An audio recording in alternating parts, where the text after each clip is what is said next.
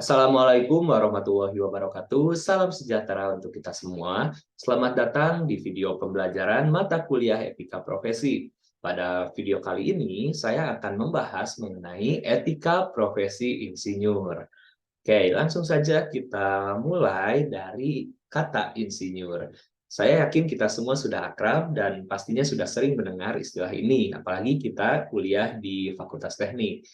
Nah, ada juga ternyata orang yang mengatakan insinyur sebagai rekayasawan atau seseorang yang mampu melakukan rekayasa. Dan juga ada istilah lain yaitu teknisi atau orang-orang yang memahami teknis. Oke, semuanya betul, tapi kita pun bisa mendefinisikan insinyur sebagai profesional yang bekerja dalam bidang keteknikan atau yang menggunakan pengetahuan ilmiah untuk menyelesaikan masalah praktis menggunakan teknologi. Oke, di sini kita lihat ya, sama ya, pengetahuan ilmiah. Nah, sama dong dengan ilmuwan. Oke, pastinya sama ya. Semuanya juga perlu mempelajari tentang pengetahuan ilmiah. Nah, yang berbeda dengan seorang ilmuwan adalah ilmuwan itu lebih ke arah teoritis dan konseptual, sementara insinyur itu lebih praktikal dan juga penerapan teknologinya itu lebih kuat. Nah, itu adalah sedikit saja perbedaan antara ilmuwan dan juga insinyur. Oke, lanjut. Insinyur ini bisa dikatakan sebagai salah satu profesi yang paling tua yang ada di dunia. Dan bahkan hal ini sering dijadikan bahan diskusi ataupun bahan perdebatan tentang siapakah insinyur pertama yang ada di dunia. Banyak yang berpendapat bahwa insinyur pertama itu adalah Archimedes. Mungkin kalian udah sering dengar juga ya Archimedes. Kalau belum pernah dengar, silahkan googling siapa Archimedes. Tetapi ternyata insinyur tertua yang tercatat dalam sejarah, yang tercatat ya, sekali lagi yang tercatat, itu adalah orang Mesir yang bernama Imhotep.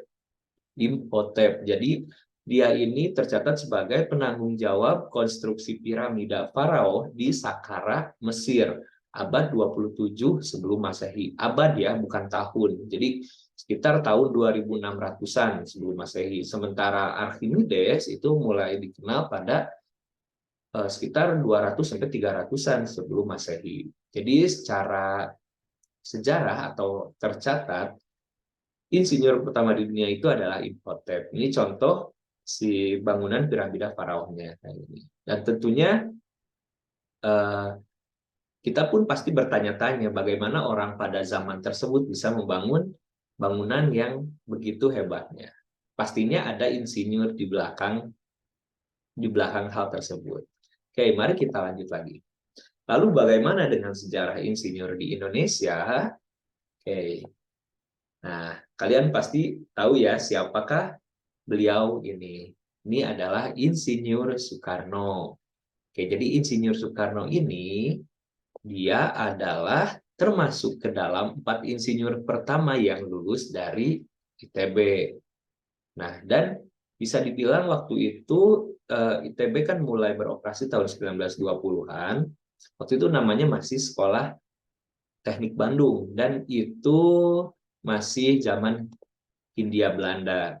Sehingga pada waktu itu istilahnya lulusan dari sekolah teknik itu adalah ingenier, tidak maaf kalau salah ya, ingenier dari bahasa Belanda dan mulai diserap ke dalam bahasa Indonesia yaitu insinyur. Dan istilah insinyur sendiri dalam berbagai bahasa itu mirip-mirip. Contohnya di bahasa Inggris itu ada engineer, kalau di bahasa Rusia itu ada engineer. Oke, dan sekali lagi bahwa berbicara soal insinyur di Indonesia itu sulit rasanya jika kita menyampaikan presiden kita paling pertama yaitu Insinyur Soekarno. Oke, lanjut lagi. Nah, oh iya, jadi eh, profesi insinyur ini adalah profesi kedua di Indonesia yang berserikat atau yang membentuk suatu perkumpulan. Yang pertama itu ada IDI atau Ikatan Dokter Indonesia. Sementara untuk insinyur itu ada namanya PPI. Persatuan Insinyur Indonesia. Oke, nah mari sekarang kita lihat sejarahnya. Ada fotonya lagi nih Soekarno. Jadi ternyata pada sekitar tahun 1952 atau setelah beberapa tahun menjabat sebagai presiden dan Indonesia dinyatakan merdeka, Presiden Soekarno menugaskan Insinyur Juanda dan Roseno untuk mendirikan Persatuan Insinyur Indonesia.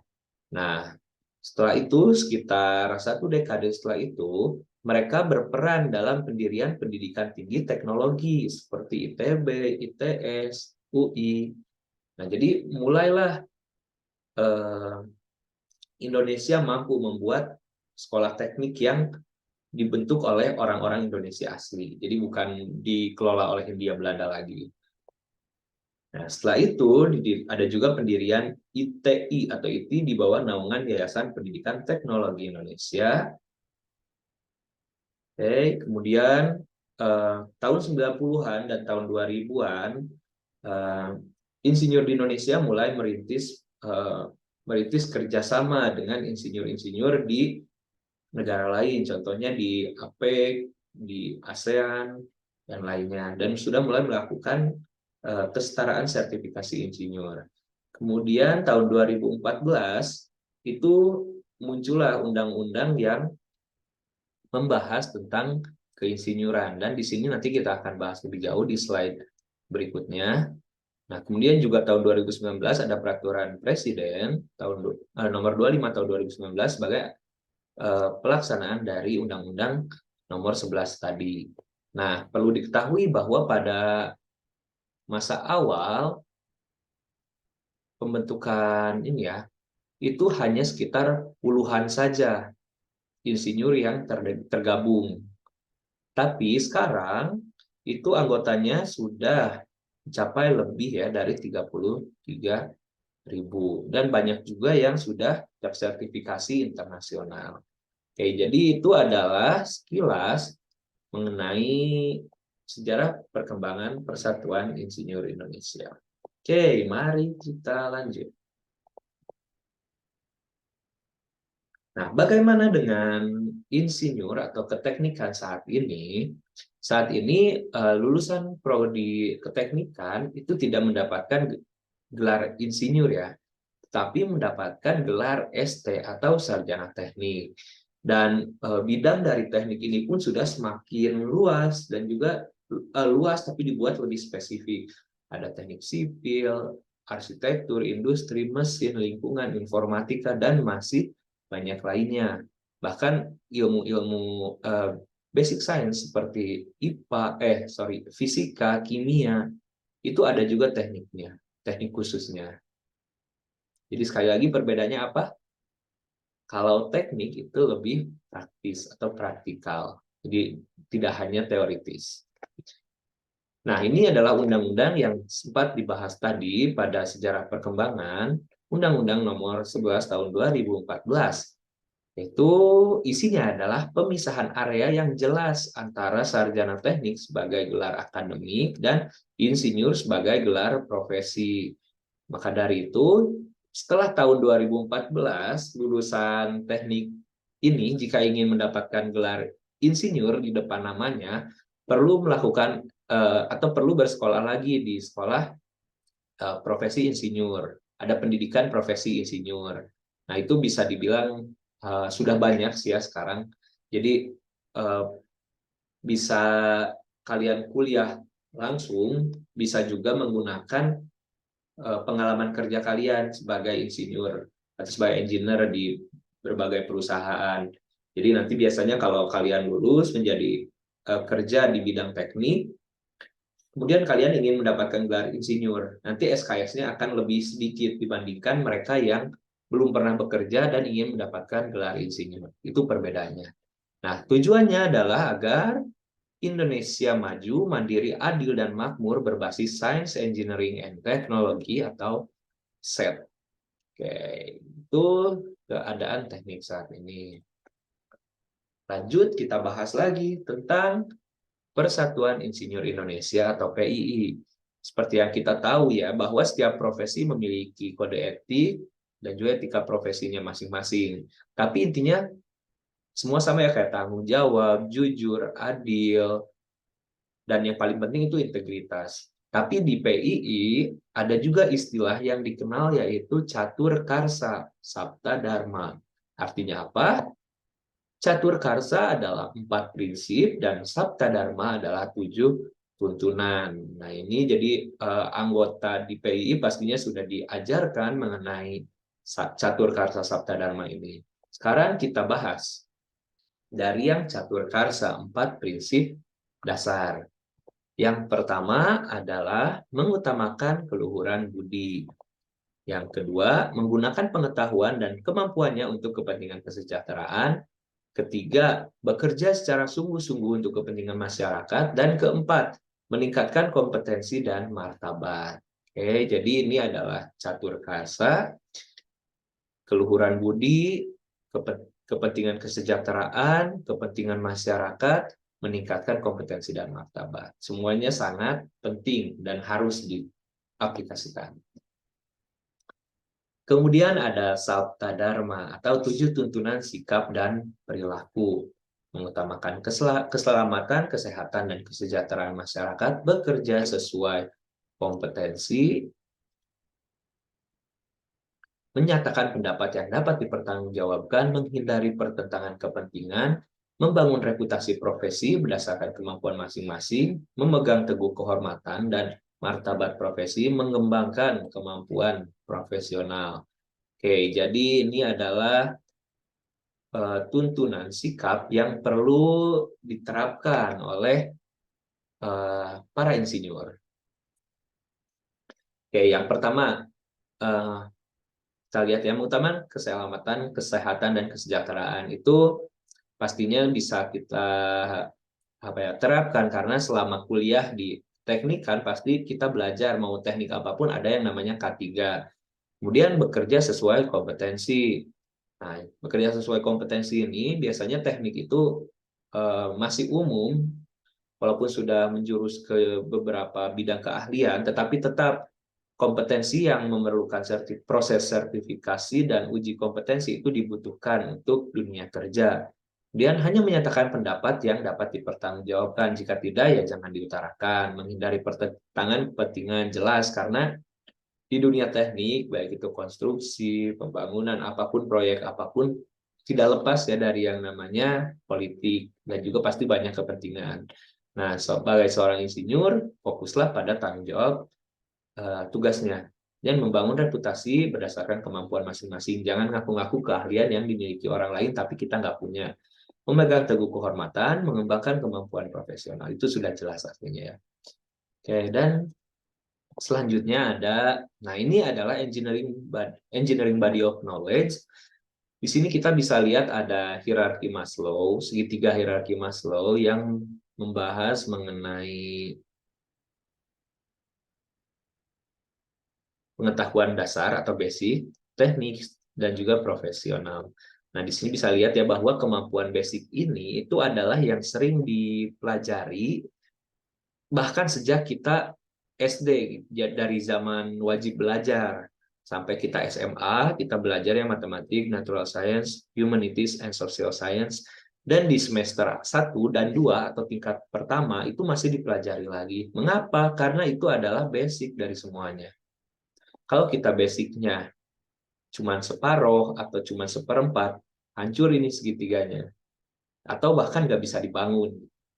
Nah, jadi di sini seorang engineer itu matematika wajib karena banyak perhitungan, natural science itu juga penting ya, biologi, fisika, kimia, dan juga di sini lihat social science. Jadi seorang insinyur itu tidak boleh meremehkan ilmu sosial atau bahkan tentang humanities, kemanusiaan. Itu tidak boleh dikesampingkan karena walaupun kita paham berbagai hal di dunia matematik, jika kita tidak bisa bersosialisasi atau kita tidak mengenali karakter sosial dari satu wilayah, itu percuma. Nanti kemampuan teknis dan profesinya itu tidak akan bisa kokoh. Oke, itu adalah kemampuan basic. Nah, technical itu yang dipelajari di semester 2 di semester atau di tingkat 2 sampai tingkat akhir. Dan profesi ini yang banyak didapatkan di dunia kerja. Tapi untuk untuk pengetahuan profesi ini itu sering juga diajarkan di masa kuliah, yaitu dengan ilmu-ilmu atau pelajaran soft skill. Contohnya ada kerjasama, kejujuran, dan lain-lain. Nah, ini semua penting bagi dunia teknik atau engineering. Oke, ternyata sudah cukup materi yang saya sampaikan. Sekarang tentunya agar kalian semakin mantap dalam materi ini, saya akan memberikan kalian tugas, tapi belum saya tulis, jadi tugasnya itu akan saya dikte sekarang. Silahkan catat atau nonton lagi nanti, misalnya kelewat. Tugas yang pertama, silahkan kalian bahas mengapa prinsip ini penting, tapi dibahasnya itu per prinsip. Oke, jadi mengapa mengutamakan keluhuran budi itu penting? Karena bla bla bla bla. Kemudian, mengapa prinsip yang kedua itu penting? Yang ketiga, mengapa bekerja secara sungguh-sungguh itu penting? Kenapa meningkatkan kompetensi dan martabat itu penting? Silahkan pecah ya. Jadi prinsipnya dibahas satu per satu. Jadi jangan langsung satu jawaban mengapa semuanya penting, tapi dibahas satu per satu. Tugas yang kedua berkaitan dengan Sabta Dharma. Jadi kalian coba cari berita atau informasi atau video, terserah ya dari manapun selama sumbernya valid, baik itu dari jurnal atau apapun, kalian cari proyek atau kegiatan keteknikan atau konstruksi atau apapun yang gagal. Gagal di sini bisa dikatakan membahayakan, tidak jadi, hancur, seperti itu ya. Kemudian dikaitkan dengan 7 tuntunan sikap dan perilaku ini. Mengapa hal-hal tersebut bisa gagal? Oke, saya beri contoh ya. Pertama, misalnya tumpahan kilang minyak. Nah, itu mengapa hal tersebut bisa terjadi? Kalian pilihlah mana yang kira-kira Sabta Dharma ini tidak teraplikasikan. Oke, kemudian ada jembatan roboh misalnya. Dibahas mengapa. Saya kasih satu contoh lagi. Misalnya ada bencana Chernobyl, atau mungkin kalian pernah dengar atau nonton Chernobyl, pernah itu ada ledakan reaktor nuklir di Rusia, udah lama juga, tapi dampaknya masih terasa sampai sekarang. Jadi setelah ledakan nuklir tersebut, ternyata penanganannya itu sangat lambat sekali, sehingga bahan-bahan beracun yang ada pada reaktor tersebut sudah terbang tertiup angin dan sudah terhembus oleh orang-orang, sehingga orang-orang yang mengembus atau bernafas dengan bahan berbahaya tersebut akhirnya ada yang cacat, ada yang mati. Tidak hanya sampai di mereka yang menghirupnya saja, bahkan sampai generasi-generasi selanjutnya banyak terjadi keanehan genetika dan fisiologis. Nah, itu di situ jelas bisa dibahas. Karena yang pertama, saya lihat dari dokumenternya ya, terjadi banyak pertentangan kepentingan, sehingga di situ banyak debat. Jadi setelah kejadian di situ mereka masih berdebat seperti apa, sehingga lupa dengan tanggung jawabnya masing-masing. Kemudian juga mereka tidak memegang teguh martabat profesi. Dan mereka juga tidak mengutamakan keselamatan, kesehatan, dan kesejahteraan. Di penanganannya lambat, sehingga bencananya itu dampaknya terasa sampai puluhan tahun, bahkan setelah kejadian tersebut selesai. Oke, nah itu salah satu contohnya saja. Silahkan kalian explore, baik dari Google, dari YouTube, dari jurnal, atau yang bahkan yang kalian tahu sendiri gitu di daerah kalian, misalnya ada kebakaran hutan atau misalnya ada jembatan roboh, terserah. Yang penting kalian bisa mengaitkan dan bisa melakukan analisis. Dan ketiga, yang ketiga adalah kalian lengkapi segi grafik ini ya. Maksudnya lengkapi ini kan yang basic udah diisi, ada matematika, natural science, humanities and social science. Nah, kemudian untuk seorang insinyur, pengetahuan teknisnya itu apa aja? Saya kasih contoh misalnya quality control atau manufaktur. Nah, itu yang teknis. Silahkan kalian cari lagi sebanyak mungkin. Dan yang terakhir ada profesional. Nah, di sini apa aja yang termasuk ke dalamnya. Misalnya integritas, misalnya apa-apa-apa. Cari juga sebanyaknya. Sebanyak-banyaknya. Oke, jadi yang pertanyaan satu, kedua, ketiga, silahkan dikerjakan di kalian catat di buku kalian masing-masing, dikumpulkan di minggu depan saat kuliah luring akan kita jadikan sebagai bahan diskusi sebelum mulai perkuliahan. Oke, itu saja dari saya. Oke, nah jadi terakhir sebelum saya tutup, saya ucapkan terima kasih atas perhatiannya. Mohon maaf apabila ada kesalahan. Jika ada koreksi, silahkan kalian tulis di komen atau beritahu saya. Begitupun jika ada pertanyaan, saya terbuka. Silahkan kirim pesan ke saya secara japri. Nanti akan saya jawab. Oke, begitu saja. Akhir kata saya ucapkan wassalamualaikum warahmatullahi wabarakatuh. Sampai jumpa.